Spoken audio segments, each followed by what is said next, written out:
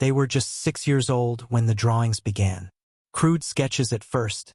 Stick figures falling from cliffs, bodies floating in lakes, necks twisted at impossible angles. No one paid attention. Not until the death started happening, exactly as the drawings showed. Elias and Emil Geller weren't like other children. They rarely spoke. They never played. And by the winter of 1869, the villagers had stopped calling them boys altogether. They called them omens. What happened inside that wooden house on the hill, the fire, the screams, the missing bodies, was only the end. The real horror began long before that, with a pencil in a trembling hand, and a death that hadn't happened yet.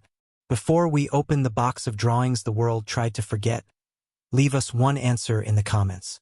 Do you believe a child can summon death just by putting it on paper? And if you do, subscribe. Because this story, it doesn't care if you believe. Only that you're watching. Now, let's go back. Steinbach am Attersee was not a place that welcomed change. Nestled in the Austrian Alps, this village of barely 400 souls had remained largely untouched by the Industrial Revolution sweeping through Europe. The villagers were proud of their isolation, their traditions, their ways. They measured their days by the toll of the church bell and their seasons by the height of the snow on the mountains. The Geller family had lived there for generations, quiet folks who kept to themselves. Marcus Geller was the village clockmaker, a serious man with hands as steady as the timepieces he crafted. His wife, Helena, was known for her herbal remedies and her distant, almost vacant eyes that seemed to look beyond what others could see.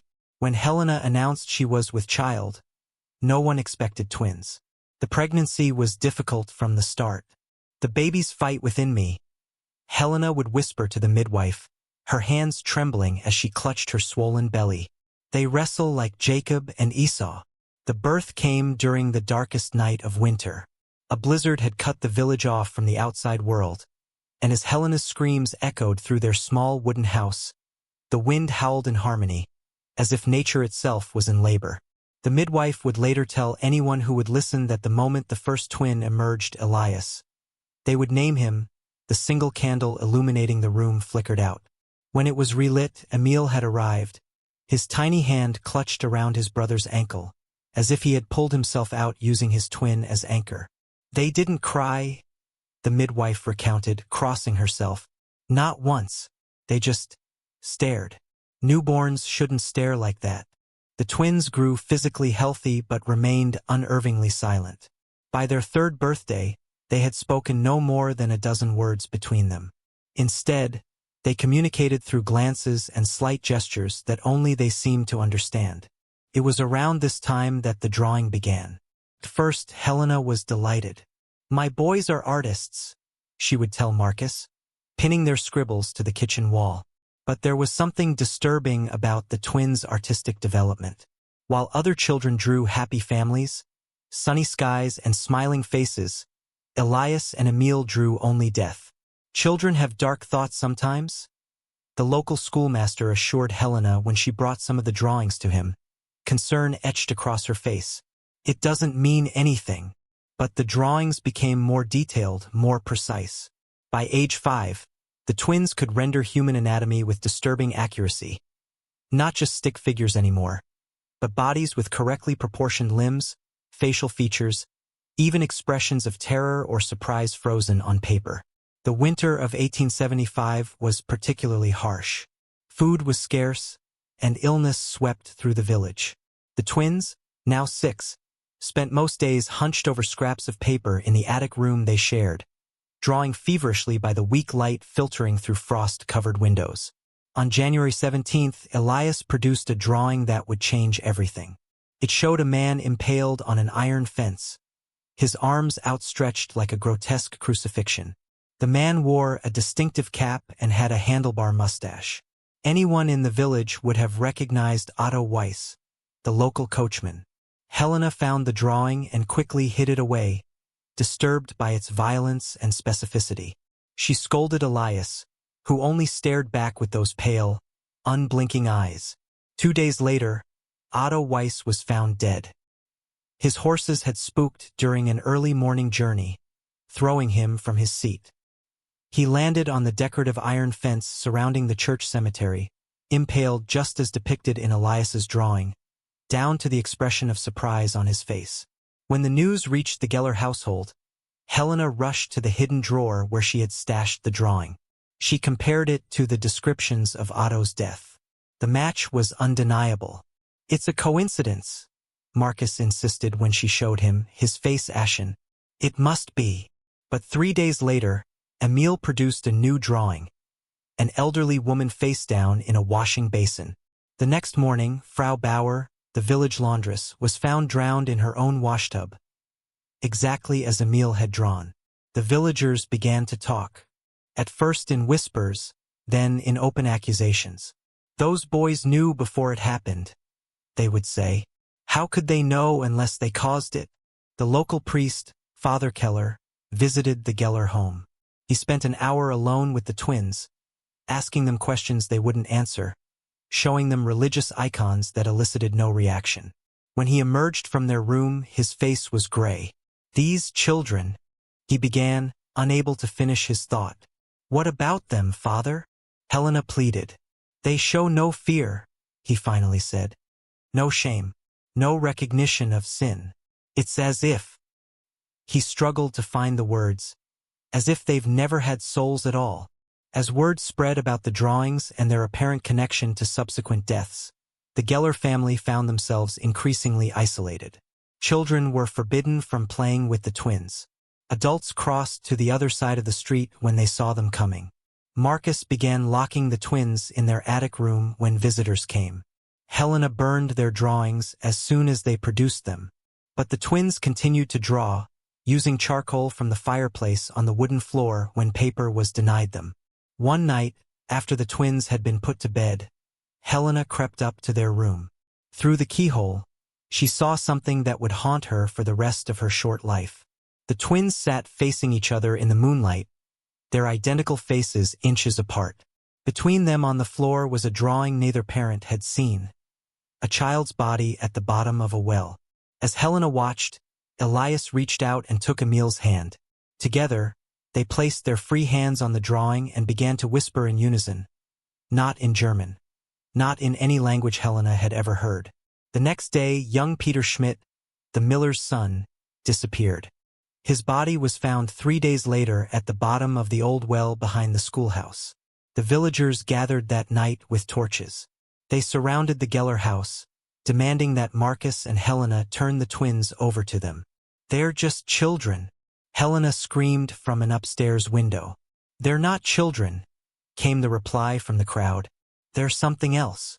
Only the intervention of Father Keller prevented violence that night. He convinced the mob to disperse with a promise. He would write to Vienna, to doctors who studied the mind and its illnesses. Surely there was a scientific explanation for what was happening. 3 weeks later, Dr. Friedrich Hoffmann arrived from the Imperial Hospital in Vienna.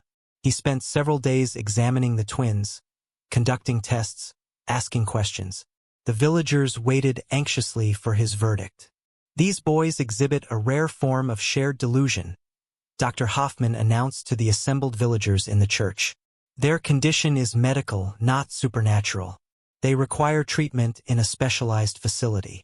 Some of the villagers seemed relieved by this scientific explanation. Others remained unconvinced. "If it's just delusion," one farmer called out, "how do you explain the drawings that come true?"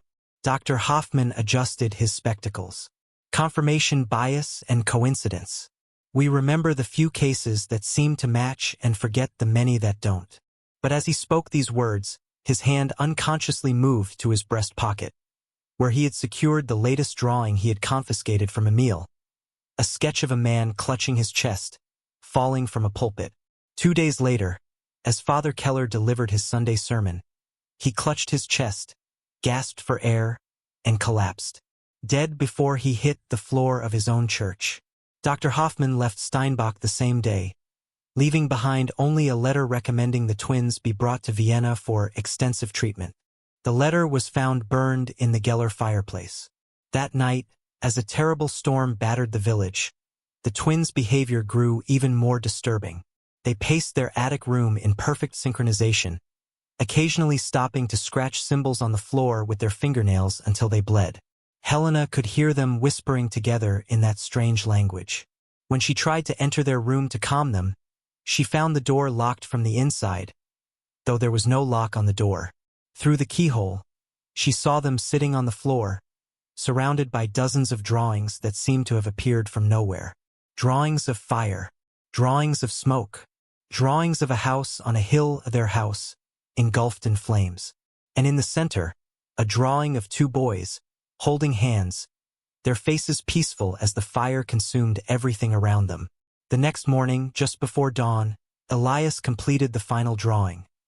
The Geller house in flames with two small figures visible in the attic window holding hands.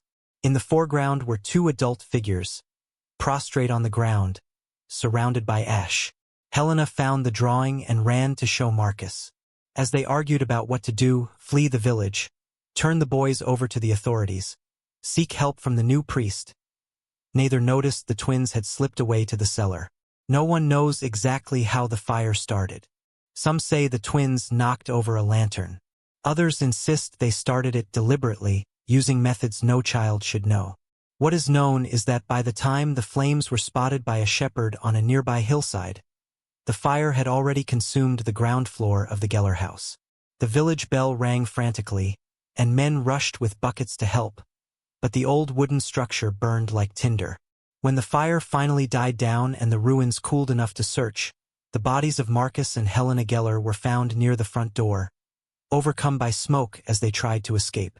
Of the twins, there was no sign. The villagers searched for days. They dragged the lake, combed the forests, checked every cave and abandoned building for miles around. The twins had vanished as if they had never existed at all. But something had survived the fire. Under a section of floor that had somehow remained unburned, they found a small wooden box. Inside was a single sheet of paper, the last drawing the twins had created together.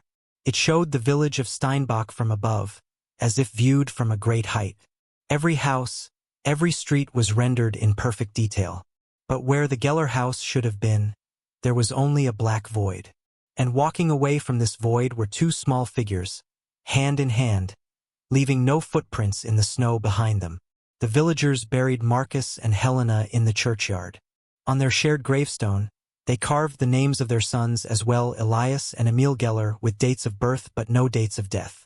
To this day, in the Museum of the Alpine Psychological Society in Vienna, visitors can view a small wooden box. Inside is a yellowed piece of paper with a drawing too faded to make out clearly. The curator will tell you only that it came from a village that no longer exists, drawn by children who disappeared without a trace. But what they won't tell you, what isn't recorded in any official document, is that every curator who has handled that box has died within a year. Each from a different cause, each unexpected, and each death preceded by a child's drawing, found mysteriously on their desk the morning before. 20 years passed before anyone dared to speak of the Geller twins again. The fire that consumed their family home had marked the village of Steinbach am Attersee in ways that went beyond the physical. The ruins of the Geller house remained untouched on the hill, gradually reclaimed by nature. No one would build there. No one would even harvest the wild berries that grew among the charred timbers. In 1889, a young journalist named Karl Weber arrived from Vienna. He had stumbled across mentions of the case while researching an article on rural superstitions. What he found in Steinbach was a community still living in the shadow of unexplained events. "It's been 2 decades," he wrote in his journal. "Yet the villagers lower their voices when I mention the twins. The older residents make the sign of the cross. The younger ones exchange glances, as if afraid that merely speaking of Elias and Emil might somehow summon them back." Weber's investigation led him to the village's new schoolmaster, Herr Gruber, who reluctantly showed him something he had kept hidden for years, a collection of children's drawings. Not the infamous prophetic sketches of the Geller twins, but drawings made by other children in the village during the months after the twins disappeared. "The children couldn't stop drawing them," Gruber explained, his hands trembling. "Twins, always twins, standing at the edge of the forest, or looking through windows at night, or waiting at the foot of beds. The drawings were crude but unmistakable. Two identical boys with pale, empty eyes, often holding hands, watching. Always watching. At the church cemetery, Weber found the Geller family gravestone with 4 names. Marcus and Helena Geller, with their dates of birth and death, and beneath them, Elias and Emil, with only birth dates chiseled into the stone. What caught Weber's attention was what lay beside the grave. Fresh flowers arranged in a perfect circle around the stone. "Who leaves these?" he asked the elderly caretaker. The old man shrugged. "They appear every morning. No one sees who brings them." That night, as Weber sat in his room at the village inn, organizing his notes by candlelight, he heard a soft tap at his window. On the outside sill was a folded piece of paper, a drawing showing Weber himself sitting at a desk. Behind the figure stood 2 small boys, their hands resting on the man's shoulders, their faces blank except for 2 dark, hollow eyes. The next morning, Weber sought out Mathilde Hoffmann, the midwife who had been present at the birth of the Geller twins. "I knew from the moment they were born that they were different," she told Weber. The Geller boys arrived silent and watchful, as if they had been here before and knew exactly what to expect. According to Mathilde, strange occurrences had surrounded the twins from the beginning. Milk would sour in their presence. Animals would flee when they approached. When Weber pressed for more details about the drawings, Mathilde's demeanor changed. She became agitated, glancing repeatedly at the windows and doors. "The drawings weren't predictions," she whispered. "They were instructions."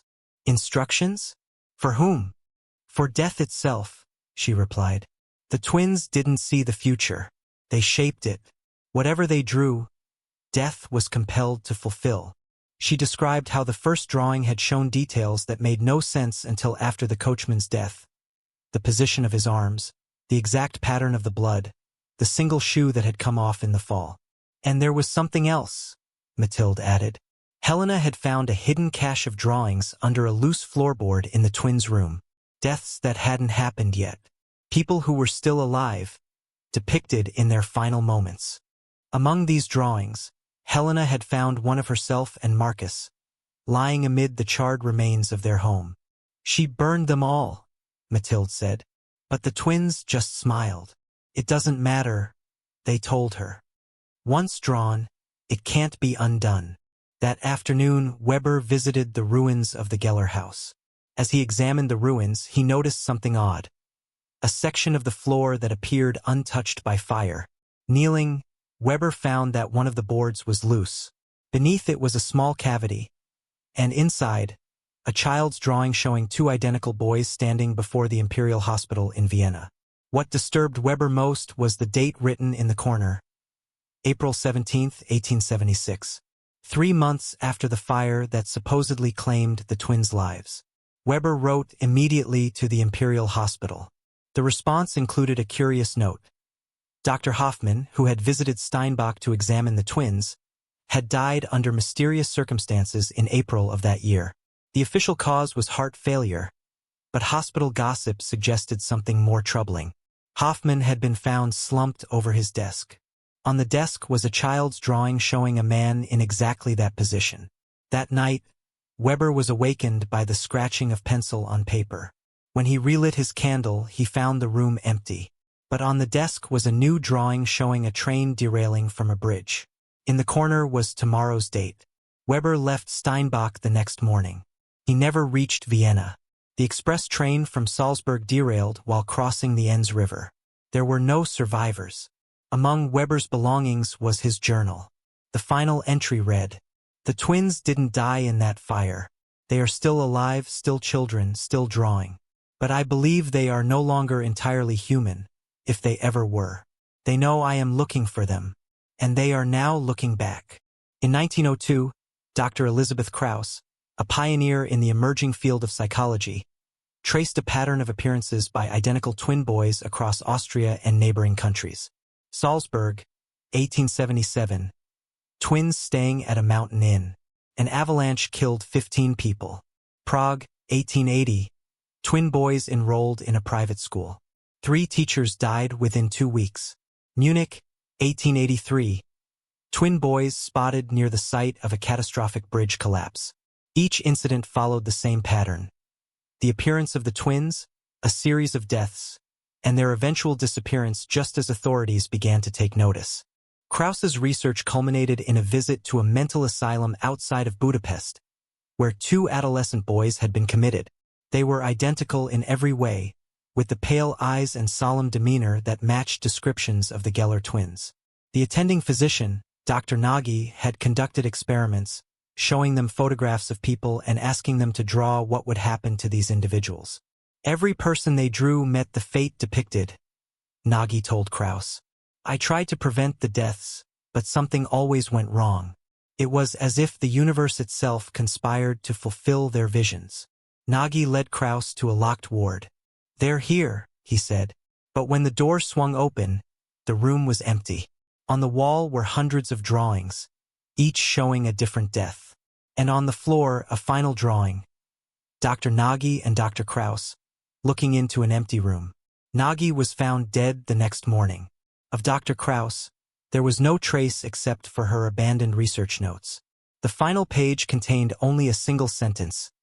They're not predicting the future. They're collecting deaths.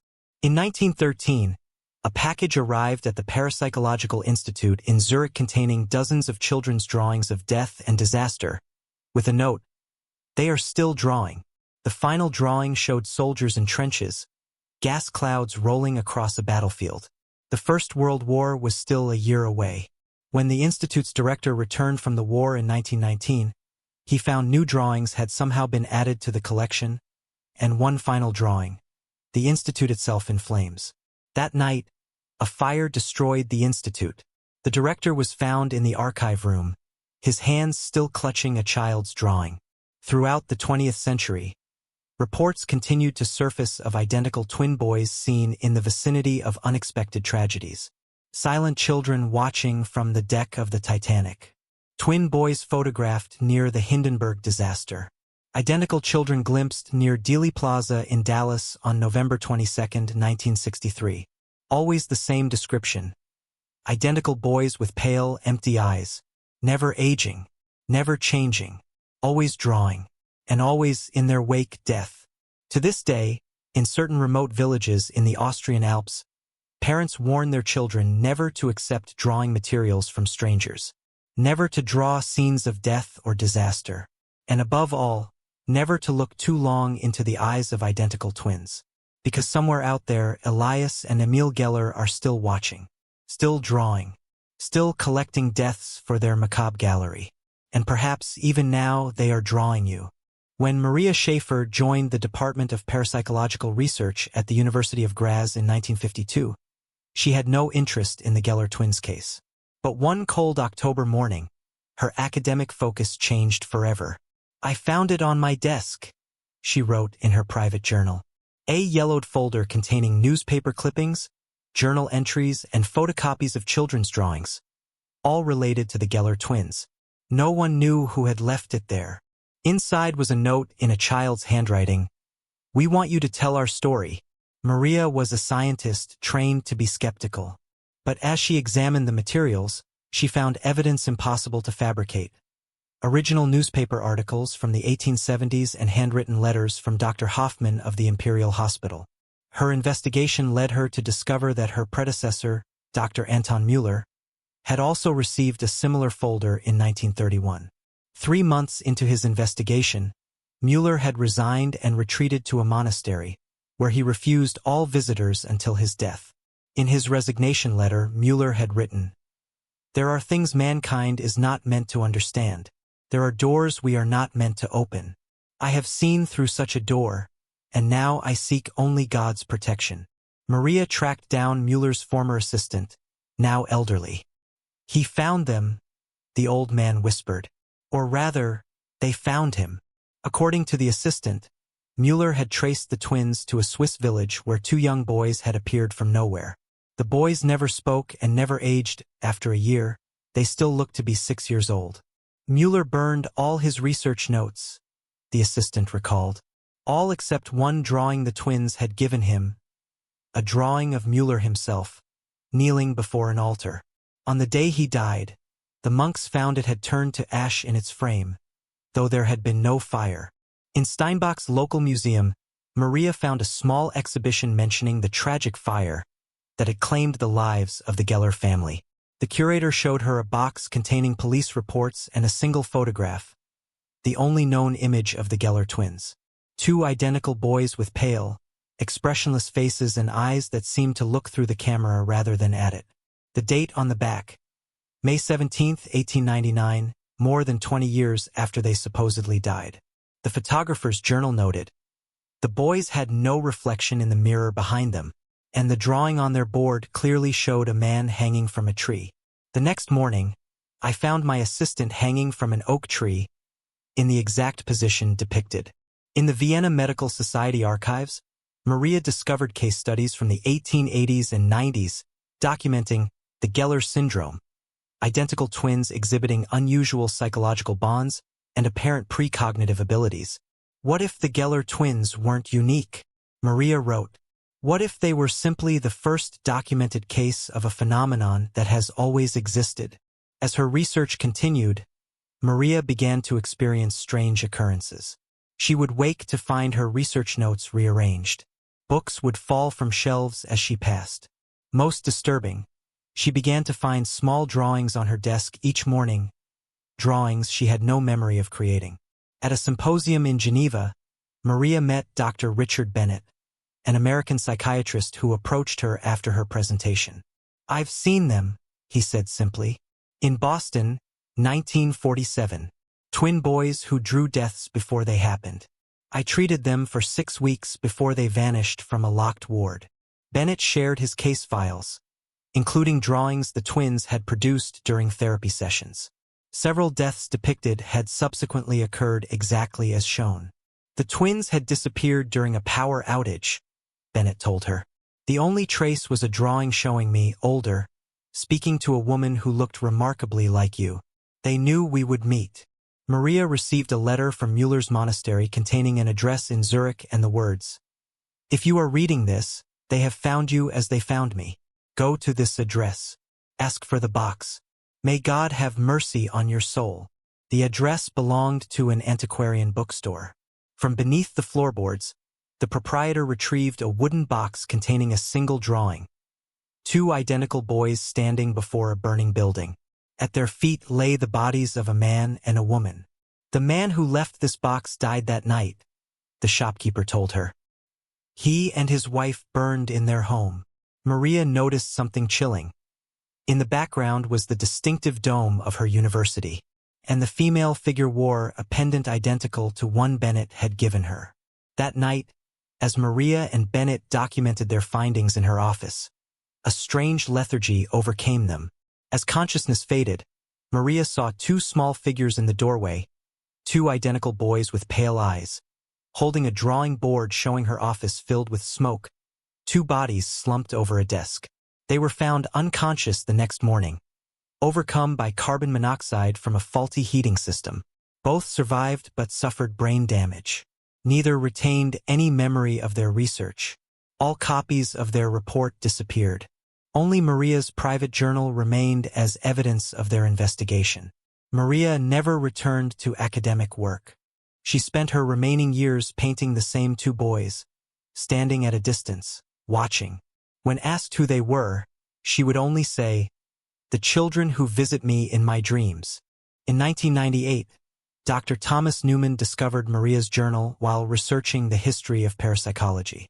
He approached the Geller case as a sociological phenomenon rather than a supernatural one. His research uncovered a newspaper item from 1875 about a custody case in Vienna.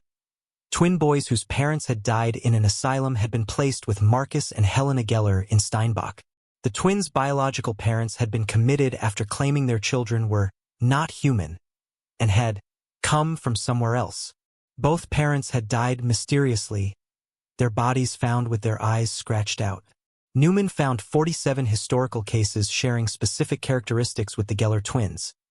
Children who rarely spoke, who seemed to communicate without words, who drew compulsively, and who were associated with unexplained deaths. After presenting his findings at a conference, Newman was approached by Heinrich Fischer, a retired archivist who had preserved 3 original drawings believed to be from the Geller twins. One appeared to be a map of Europe with cities circled and dated, past dates corresponding to major disasters where the twins had been sighted. Berlin was circled with tomorrow's date. That night, Newman awoke to find 2 small figures at the foot of his bed. One held out a drawing showing his hotel in flames. Newman fled immediately.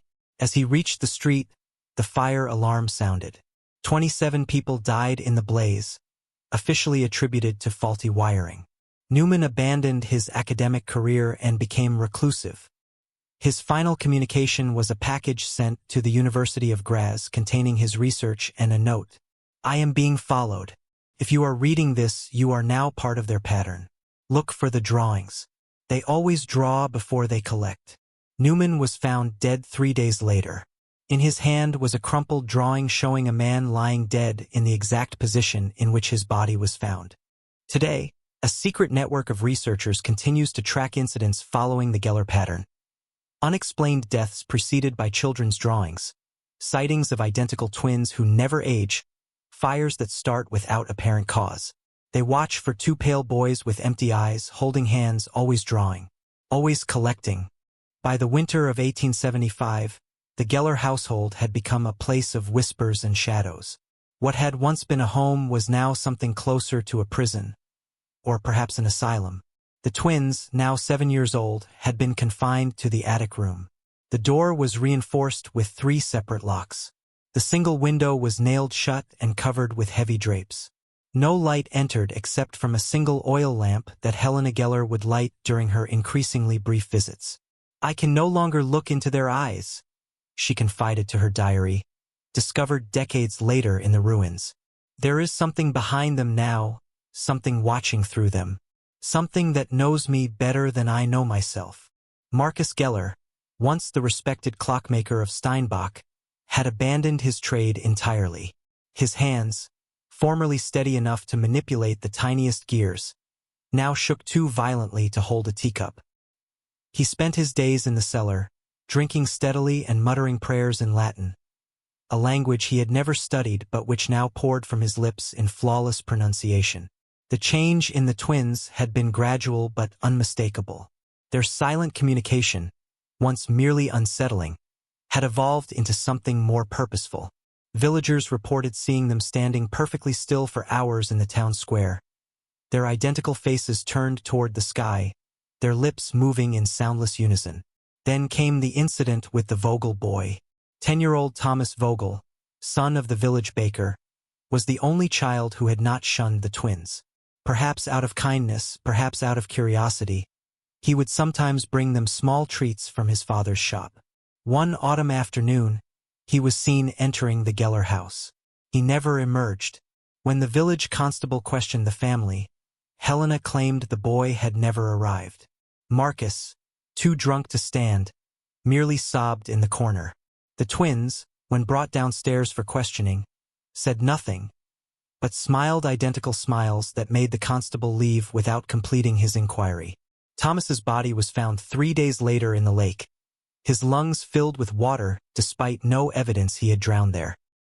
His corpse had been carefully arranged on the shore, arms crossed over his chest, a small drawing clutched in his hand. The drawing showed Thomas underwater, bubbles rising from his lips, his eyes wide with terror. The villagers demanded action.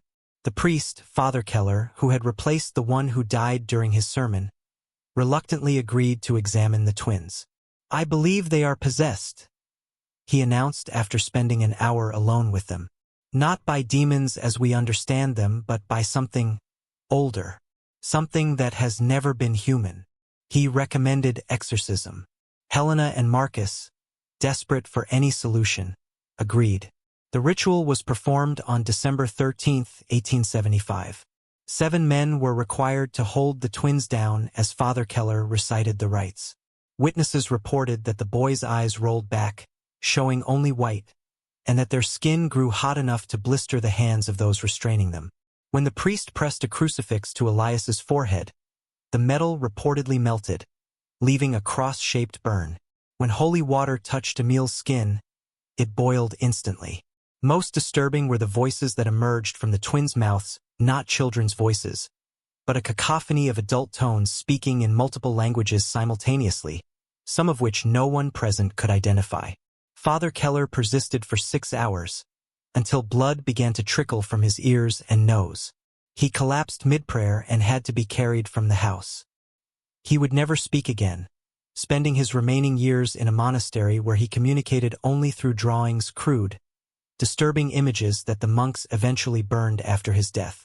The exorcism had failed, and the twins were changed by it, not subdued, but emboldened. They no longer pretend, Helena wrote in her final diary entry. They no longer act as children at all. They watch us as a naturalist might watch insects, with cold curiosity about our suffering. In the weeks that followed, the Geller household descended further into madness. Strange sounds echoed from the attic at night, not the crying of children, but rhythmic tapping, scraping, and what some neighbors described as chanting in an ancient tongue. The walls of the twins' room, when Helena finally gathered the courage to enter during one of their increasingly frequent disappearances, were covered with symbols drawn in various substances: chalk, coal, blood. Some resembled letters from forgotten alphabets. Others depicted astronomical configurations that made no sense in any known system of celestial mapping. Most disturbing were the drawings that now covered every available surface. No longer simple depictions of death, they had evolved into complex scenes showing disasters on an unimaginable scale. Cities in flames, ships capsizing in violent seas, crowds fleeing from invisible threats. And in each drawing, barely noticeable in the background, were 2 small figures watching impassively. Marcus made one final desperate attempt to end the horror. On January 14, 1876, while the twins were seemingly asleep, he entered their room with a hunting knife. What happened inside remains unknown, but neighbors reported hearing a scream so agonized it could only have come from a man who had seen something no human was meant to witness. When Helena broke down the door, she found Marcus curled in the corner, the knife untouched on the floor. He was physically unharmed but utterly broken mentally. His hair had turned completely white. His eyes stared at nothing. He would speak only one sentence, repeated endlessly until his death. They were never there at all.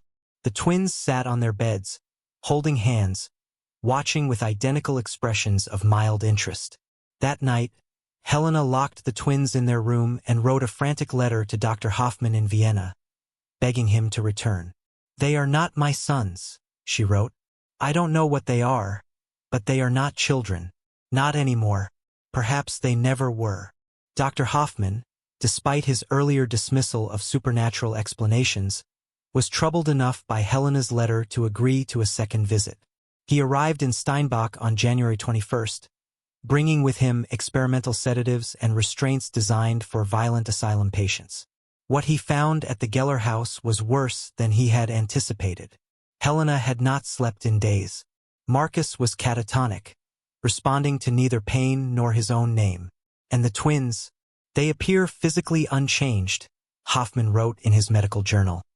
But there is an alteration in their demeanor that defies medical explanation. They exhibit none of the normal responses of children their age. No fear, no attachment, no desire for comfort or approval. They simply observe, with an intensity that is profoundly unsettling. Hoffman attempted to examine the twins using the scientific methods of the day. He measured their craniums, tested their reflexes, examined their eyes with the newly invented ophthalmoscope. All physical findings were normal. But when he attempted to test their psychological responses using a series of image cards, the twins began to laugh, a sound so unnaturally adult that Hoffman nearly fled the house. Instead, he administered sedatives. The drugs had no effect. He applied restraints. The twins made no attempt to resist, but the leather straps inexplicably loosened and fell away within minutes.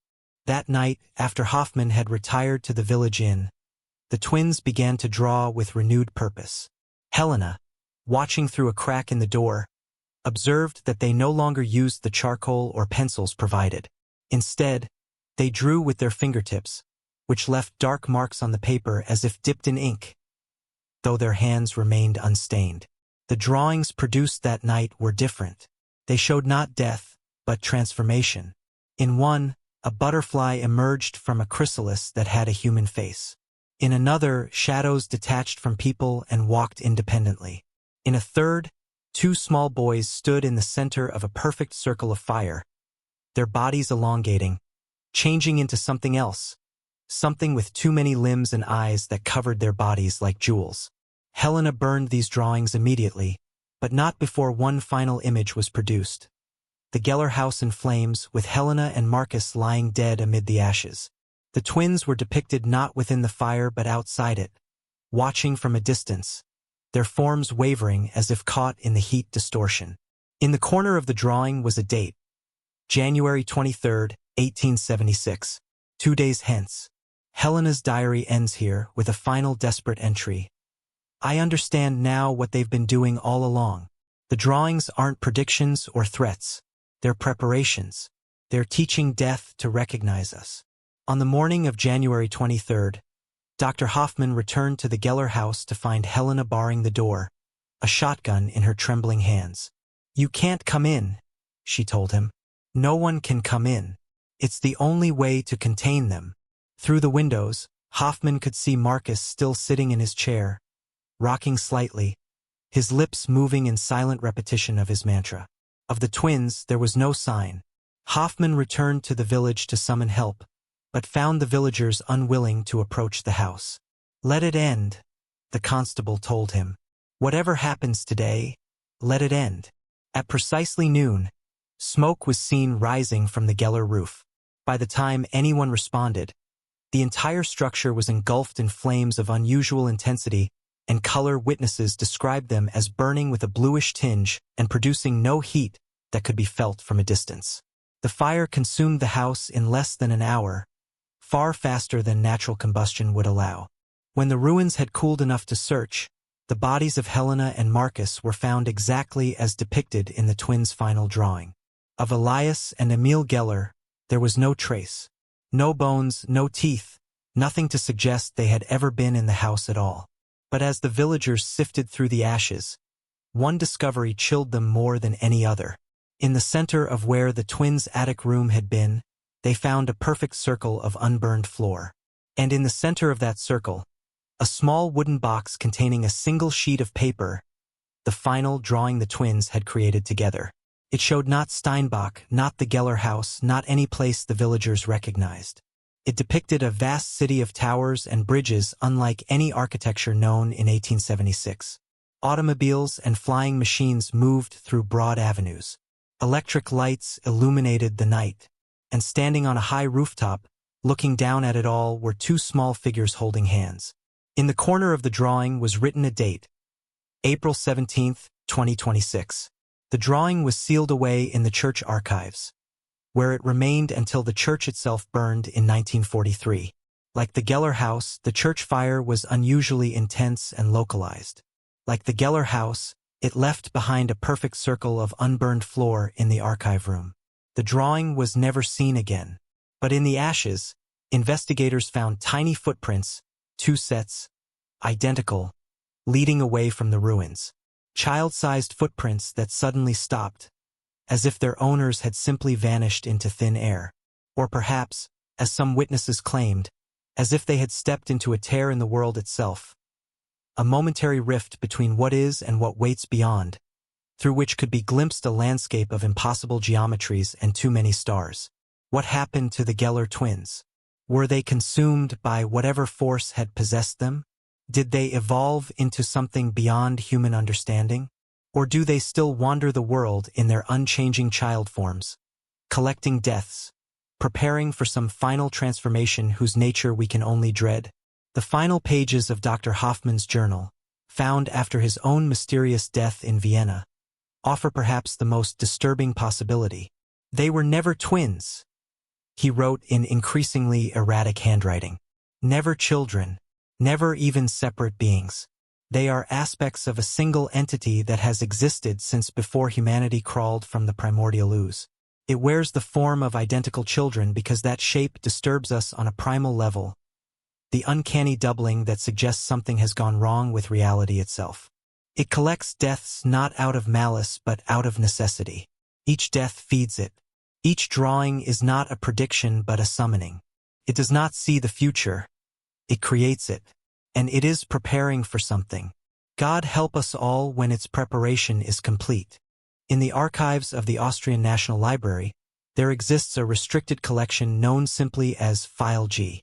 Access requires special permission, granted only to scholars with specific credentials and government clearance. The official explanation is that the materials are historically sensitive, fragile documents that require special handling. The truth is somewhat different. File G contains every scrap of information the Austrian government has collected about the Geller twins since their disappearance in 1876. Police reports, witness statements, photographs of their drawings, and most significantly, a meticulous record of their appearances throughout history. Dr. Anna Lehmann, appointed curator of the collection in 2018, is one of the few people to have examined all the materials. Her private notes, never officially published but leaked online in 2023, describe a pattern that defies rational explanation. The entity we know as the Geller twins, she wrote, appears to manifest primarily before large-scale disasters or events involving significant loss of life. Their appearance seems to follow certain rules or limitations. They cannot or will not remain in one location for more than a few months. They do not appear to age, and they always create drawings of deaths before they occur. What troubled Lehmann most was the acceleration in the pattern. From 1876 to 1950, sightings of the twins were relatively rare, perhaps once every decade. From 1950 to 2000, the frequency increased to approximately once every 5 years. But since the turn of the millennium, confirmed sightings have occurred almost annually. Something is building, Lehmann noted. Some culmination or threshold is approaching. And whatever force drives or possesses the Geller entity appears to be gathering strength from each manifestation. The most recent confirmed sighting occurred in 2022, in the small coastal town of Reykjavik, Iceland. 2 identical boys, approximately 6 years old, were seen repeatedly near the harbor in the weeks leading up to a devastating ferry accident that claimed 47 lives. Local children reported that the twins would stand at the end of the pier each day, drawing in identical sketchbooks. When approached, they would smile but not speak. Several children claimed to have glimpsed the twins' drawings, detailed images of bodies floating in dark water. The day after the accident, the twins vanished. In their place, authorities found a small wooden box containing a single drawing. It showed not the ferry disaster, but something new. A city in ruins, buildings collapsed as if from an earthquake, smoke rising from multiple locations. In the foreground, crowds of people fled in terror from something in the sky, something depicted only as a dark shape with many elongated limbs. In the corner of the drawing was a date, April 17, 2026. The same date that had appeared on the final drawing found in the ruins of the Geller house in 1876. This drawing was immediately classified and added to File G, but not before several officials had seen it. One of them, a junior archivist named Martin Gruber, became obsessed with its implications. If the Geller entity has been building towards some event on April 17, 2026, for over 150 years, he reasoned in his personal journal, then whatever is coming must be catastrophic beyond anything we've witnessed before. And if their drawings truly shape reality rather than merely predict it, then this final prophecy may be the culmination of their work, the event they've been preparing for all along. Gruber began his own investigation, working independently and in secret. Using the dark web and encrypted communications, he connected with others who had encountered the Geller entity or studied its manifestations, a loose network of researchers, witnesses, and survivors that called itself the Watchers. Through this network, Gruber learned that the April 17, 2026 drawing was not unique. Similar drawings had been discovered in locations across the globe, each showing the same scene of urban destruction, each bearing the same date, each appearing after the twins had visited an area. More disturbing was the discovery that the cities depicted were not identical. Each drawing showed a different location: New York, London, Tokyo, Moscow, Berlin, Sydney, as if the coming catastrophe would be global in scale. It's not a single event, Gruber wrote. It's simultaneous destruction across the world. And in each drawing, the same dark shape looms in the sky. In March 2024, Gruber received an encrypted message from a fellow watcher in New York, a museum conservator who had been secretly documenting Geller-related artifacts. She had discovered something unprecedented. A collection of drawings dating from the 1940s, found in the personal effects of a deceased psychiatric patient who claimed to have been visited by twin children with empty eyes. Unlike the typical Geller drawings that depicted specific deaths, these sketches showed something different. A complex symbol resembling a geometric mandala, composed of interlocking circles, triangles, and lines that seemed to shift and change when viewed from different angles. Mathematical analysis of the symbol revealed properties that should have been impossible, angles that added up to more than 360 degrees, lines that appeared straight but actually curved in ways that violated Euclidean geometry. It's not just a symbol, the conservator wrote to Gruber. It's a key, or a door. The patient's notes called it the pattern that opens the way. A week after sending this information, the conservator disappeared without a trace. Her apartment was found empty except for a child's drawing on the kitchen table, showing a woman dissolving into shadows.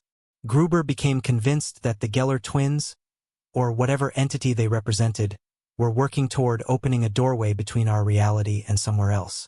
Each death they had drawn and collected over the centuries had been a component in some vast, incomprehensible ritual. The April 17, 2026 event would be its completion. In December 2024, Gruber traveled to Steinbach am Attersee, the village where the Geller saga had begun.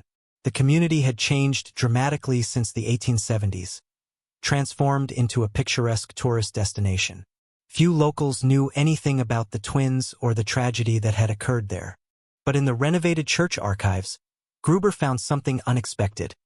A parish record from 1868, the year before the twins' official birth date.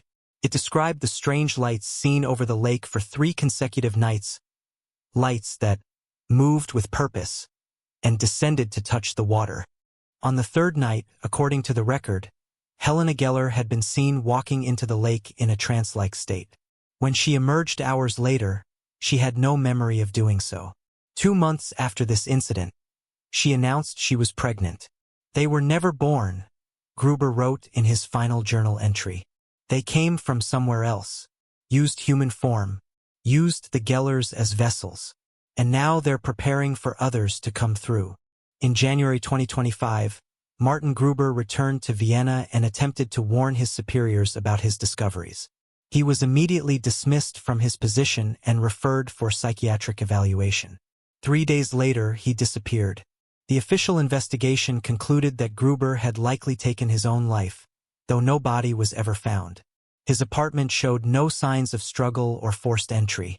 The only unusual element was a child's drawing found pinned to his bedroom wall. A drawing of a man dissolving into shadows, identical to the one found in the New York conservator's apartment.